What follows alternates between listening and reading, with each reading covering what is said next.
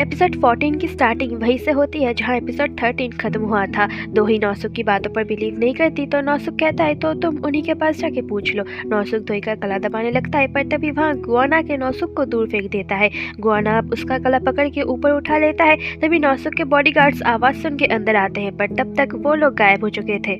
गुआ नौसुक को clock tower पे ले आता है। नौसुक कहता है मुझे मार दो फिर तुम भी जिंदा नहीं रहोगे। गुआन उससे कहता है मैं तुम्हें मार तो नहीं सकता पर तुम्हें इतना दर्द दूंगा कि तुम मरने के लिए भीख मांगोगे। दोही गुआन को कहती है इसे छोड़ दो, हम इसे पुलिस को दे देंगे। नौसुक कहता है तुम लोगों के पास कोई एविडेंस नहीं है। गुआन कहता है एक एविडेंस है, किम सेरा। अब हम नौसुक की वाइफ किम सेरा को देखते हैं जो पुलिस स्टेशन आती है और पुलिस को कहती है नौसुक को उसकी मॉम की पोजीशन लेनी थी इसलिए उसने ये सारी तैयारी की है। अब ये सुन नौसुक गुआन से कहता है मेरे साथ डील कर लो, मेरे सोल के साथ साथ तुम्हें जो कुछ चाहिए ले लो और इसके बदले सब कुछ सीक्रेट रखो। मैं दोही को और परेशान नहीं करूंगा। दोही कहती है अब बस करो, तुम्हारे पास और कोई रास्ता नहीं है। पर नौसुक कहता है रास्ता है हेल का। फिर वो गुआन का हाथ छोड़ देता है और नीचे गिर जाता है। दोही अब रोने लगती है।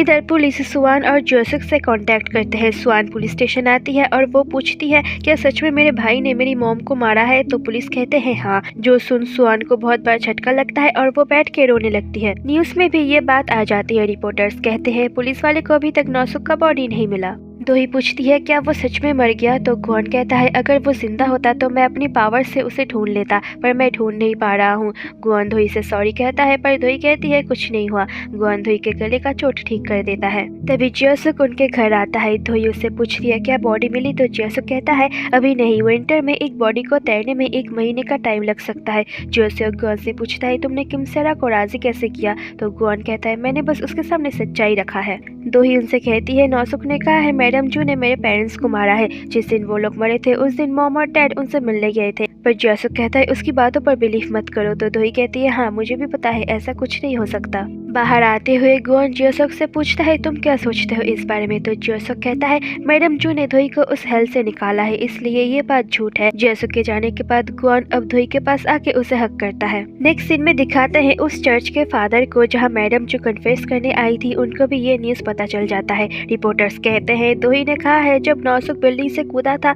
तब वो वही थी। इस तरफ ऑफिस में सभी फोन पे कहते हैं ऐसा कुछ नहीं हुआ। तो मिस शीन आके फोन का प्लग ही निकाल देती है और कहती है अपनी एनर्जी वेस्ट मत करो और अपने असली काम पे लगो। इधर ये तीनों बात कर रहे थे ऑफिस को काली नजरों से बचाने के लिए एग्जॉर्सिज्म करना चाहिए। तभी मिस शीन आ जाती है और सब चुप हो जाते हैं। मिस्टर हान मिस शीन से कहते हैं अगर दोही के पास कोई बॉडीगार्ड नहीं है तो वो अंदर कैसे आएगी, बाहर इतनी भीड़ है। तभी दोही आ रही थी बिल्कुल ठीक से। तो सब हैरान हो जाते हैं। दोही केबिन जाती है, वहाँ मिस शीन आके उसे तालिज़ देती है। दोही कहती है इसकी कोई जरूरत नहीं है, कुछ दिनों में सब ठीक हो जाएगा। गुआन आके उस तालिज़ों को जला देता है और कहता है आप बिल्कुल मिस्टर पार्क के जैसे हो। तो ये सुन मिस शीन स्माइल करते हुए चली जाती है और बाहर आके कहती है इनको तालिज़ों की क्या जरूरत, इनका लकी चार्म तो इनके पास ही है। जियोसुक सुबह उठता है तो उसकी सेक्रेटरी आके उसे बताती है गायंग आपसे मिलने आई है। वो दोनों रेस्टोरेंट जाते हैं। गायंग उसे अपनी लास्ट परफॉर्मेंस की टिकट देती है। जियोसुक कहता है क्या ये तुम्हारी अपोलोजाइज है। तो गायंग कहती है मैं अपोलोजाइज में बिलीव नहीं करती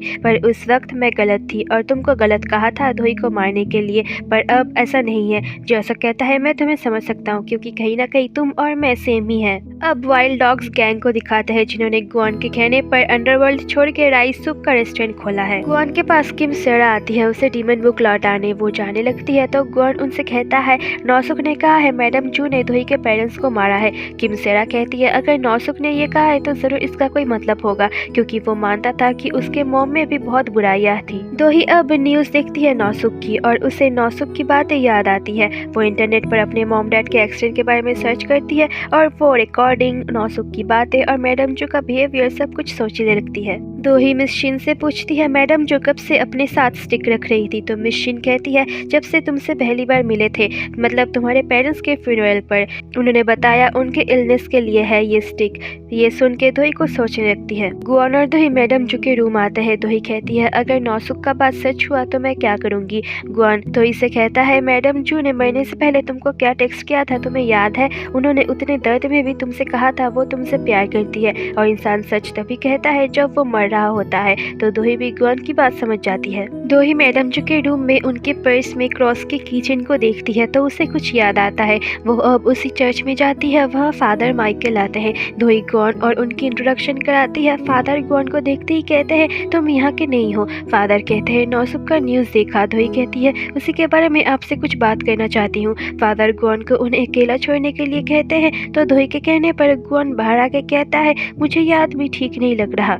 फादर दोही से कहते हैं मैडम जो उनके आखिरी टाइम तक बहुत गिल्ट में थी क्योंकि वो हमेशा तुम्हारे साथ ऑनेस्ट नहीं थी। अब पास्ट दिखाते हैं। मैडम जो कहती है मुझे पता है मैं हेल जाऊंगी पर उससे भी ज्यादा अफसोस मुझे इस बात का है कि मुझे उसकी माफी नहीं मिलेगी। अब वो सच बताती है। दोही के डैड मैडम जो से कहते हैं क्या आपने एनवायरमेंट मेजरमेंट का ऑर्डर दिया है। मैडम जो कहती है ये बस कुछ समय के लिए है। दोही के डैड कहते हैं उस कुछ समय में ही लोग मर सकते हैं। मैडम जो कहती है सभी गोल्स पूरा करने के लिए रिस्क लेना पड़ता है। दोही के डैड कहते हैं आपने और मेरे लिए कोई ऑप्शन नहीं छोड़ा, मैं सब एक्सपोज कर दूंगा। मैडम जो उन्हें पैसों का लालच देती है पर वो नहीं मानती। मैडम जो कहती है ये मेरी कंपनी है तो डैड कहते हैं इसे आपने अकेले नहीं बनाया, हम दोनों का भी खून पसीना मिला है इसमें। दोही की मॉम उन्हें रुकने के लिए कहती है क्योंकि उनके पास टाइम नहीं था क्योंकि 12 बजे के बाद दोही का बर्थडे था। दोही के डैड कहते हैं मैं ऐसा नहीं होने दूंगा। फिर वो दोनों चले जाते हैं। उनके जाने के बाद मैडम जो भी चली जाती है और अब नौसुख बाहर आता है। मैडम जो उनके पीछे आ रही थी वो कहती है मैंने इस कंपनी को बनाने के लिए बहुत कुछ किया है, मैं तुम्हें इसे इतनी आसानी से खत्म करने नहीं दूंगी। वो लोग भी मैडम जो को देख लेते हैं। दोही के डैड कार को बहुत तेज चलाते हैं। दोही की मॉम टाइम देख के कहती है यही टाइम है तो डैड कहते हैं तुम टेंशन मत लो, जाने से पहले दोही को देख लूंगा। तभी उनकी कार के टायर पे कोई गोली मारता है और उनकी कार पलट जाती है। मैडम जू भी अपनी गाड़ी को रोक लेती है। उनके फोन में दोही का कॉल आ रहा था। दोही के डैड दोही के मॉम को बुलाते हैं पर वो नहीं उठती। तभी सामने से गुआन आता है। मैडम जू भी कार से बाहर आती है। दोही के डैड गुआन से कहते हैं मेरी वाइफ को बचा लो पर गुआन कहता है आप कोई विश नहीं कर सकते क्योंकि 10 साल पहले आप एक विश कर चुके हो।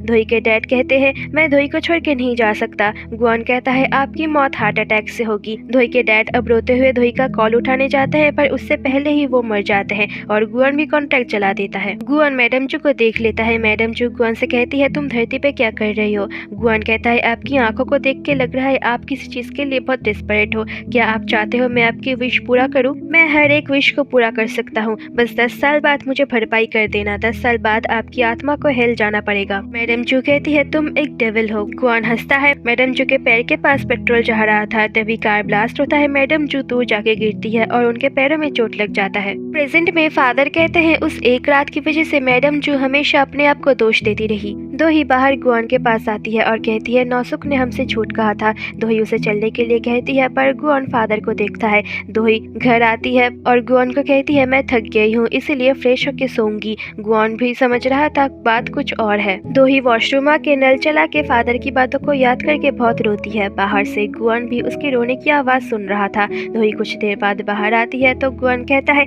मैं न्यू डील साइन करने जा रहा हूँ, तुम सो जाना और मेरा इंतजार मत करना। फिर वो चला जाता है। गुआन चार्च आता है हाथों में फायर लेके। वहाँ फादर आते हैं और कहते हैं तुम वापस आ गए। गुआन कहता है तुम्हें अंदाजा है मैं कौन हूँ, पर देख के लग नहीं रहा तुम मुझे देख के सरप्राइज हुए हो। फादर कहते हैं मैं सरप्राइज क्यों होऊंगा, तुम्हारी एग्जिस्टेंस प्रूफ करती है कि गॉड भी एग्जिस्ट करते हैं। फादर कहते हैं दोही को छोड़ दो, तुम उसके लिए खतरा हो, तुम उसके साथ नहीं रह सकते। गुआन कहता है मैं हार्मफुल नहीं हूँ और दोही के लिए तो बिल्कुल नहीं। फादर कहते हैं मैंने तुम्हें देखते ही पहचान लिया, मैडम जू ने भी तुम्हारे बारे में कहा था। गुआन कहता है क्या मैं पहले मैडम जू से मिला हूँ? तो फादर कहते हैं मैडम जू एक ऐसी विटनेस है जिन्होंने देखा था दोही के डैड को तुम हेल ले जा रहे थे। तभी गुआन को भी वो रात याद आ जाता है तो उसकी आंखों से आंसू आ जाते हैं। गुआन क्लॉक टावर पे सोचता है दोही के डैड बारिश में पड़े थे तब उसने आके उनके ऊपर अम्ब्रेला पकड़ा था। गुआन के पास गॉडेस आती है और कहती है इतने टाइम बाद किसी को पहचान पाना कोई नॉर्मल बात नहीं है, लेकिन ये सोचने के लिए कि जिस बुरी किस्मत को बदलने के लिए तुम इतने डेस्परेट हो रहे थे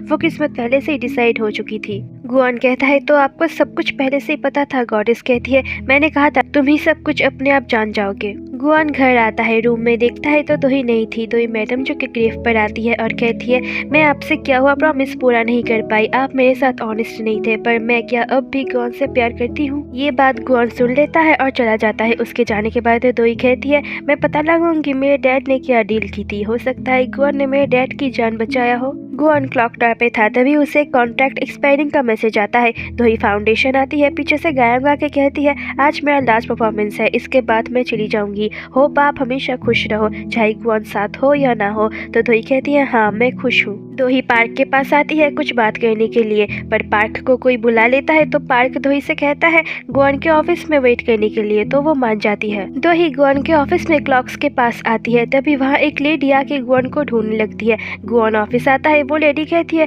तुमने मुझे जितने पैसे जितने प्रॉपर्टीज दिए थे सब ले लो, बस मेरी जान मत लो। दोही उन्हें छुप के देख रही थी। गुआन उस लेडी से कहता है, तुम जैसे इंसानों को क्या लगता है हम जैसे डीमन कोई एंजल है? तभी उस लेडी के दिल में दर्द होने लगता है और वो मर जाती है। ये देख के दोही शॉक हो जाती है। दोही अब क्लॉक्स के पास आके देखती है, सभी क्लॉक्स की टाइम अलग अलग है। तभी उस लेडी का क्लॉक गायब हो जाता है। तब जाके दोही को समझ आता है ये सब कॉन्ट्रैक्टेड क्लॉक्स है। दोही ये सोच के रोने लगती है, उसके डैड का क्लॉक भी ऐसे ही यहाँ था। गुआन बाहर आता है तो पार्क उसे कहता है, आप कब आए ऑफिस में? दोही आपका इंतजार कर रही थी। इस तरफ दोही फाउंडेशन के बाहर आती है, वहाँ जैसुक आता है और पीछे से गुआन आता है। गुआन को देख के दोही पीछे हट जाती है और दूसरी तरफ फेस के लेती है। जो देख गुआन समझ जाता है दोही ने सब कुछ देख लिया है। गुआन गॉडेस को कहता है, आपने सही कहा था, मैंने फिर से दोही की जिंदगी को मिजरेबल बना दिया है। गॉडेस कहती है, ये इसलिए नहीं हुआ क्योंकि तुम एक डीमन हो। हर इंसान एक दूसरे के लिए एक तरह का हेल ही है। दोही ऑफिस से बाहर आती है तो गुआन उसका इंतजार कर रहा था।